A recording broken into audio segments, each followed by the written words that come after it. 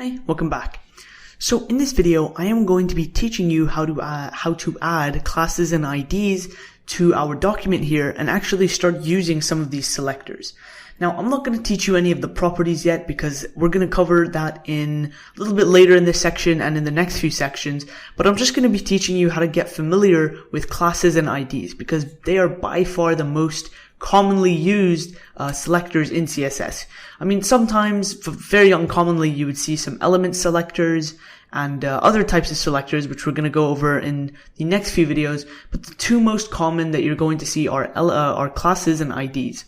So let's go through and get started. Now, I have a bunch of HTML content here. We're actually going to be using this and adding onto it for the rest of the course. We're going to be styling this website fully.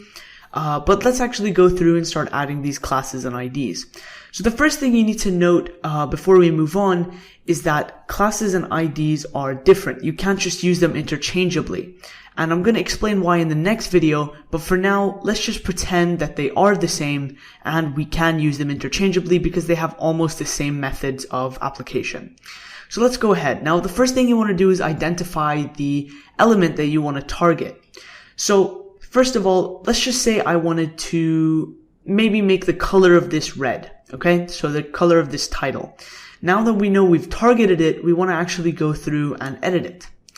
So first thing, how do you think we would go through and do this? Now, if you were thinking going through and adding an element selector or maybe adding some inline styles, if you know what that is, then you are right partially. But the only problem is that if there are any other H1s on this page, then it will style all of them as well. And because we only want to style this title, that wouldn't be really effective. So the best way to do this would be to use a class or an ID. I'm going to go ahead and use a class. So the way you would do this is go through and type in class as your attribute. And you would again put this into the opening tag of whatever target element you want to style.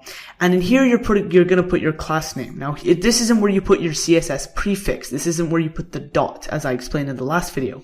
Here you're just going to type the name of the class. So I'm going to go through and type title, just like that. And you can name this whatever you want, but I would recommend keeping it short and sweet. You don't want it to get too long because then it's going to be really hard to work with. So once you've applied that and we go ahead and refresh the page, you can see that nothing's actually there. It hasn't started working yet. That's because we haven't applied any styles. So when we go over here, we need to actually select our element. So I'm going to go ahead and add the prefix for a class, which is dot. And then the name of the class, which is title. Then I'm going to open up these brackets and get started. So what I want to do here is now apply all my properties. I'm going to be explaining to you how to do all of this in the next, in future videos. But for now, all you need to know is that the first thing you need to do is select an element using some method. And then you're going to add the properties. So I'm going to go ahead and refresh the page and you can see it works just like that. Now, to prove to you that this works, I'm actually going to go through and style just this about me right here, blue. So you can see we have more than one H2 on the page, but there's only one H1. But let's say we wanted to only style this, the about me, and we didn't want to style every single H2.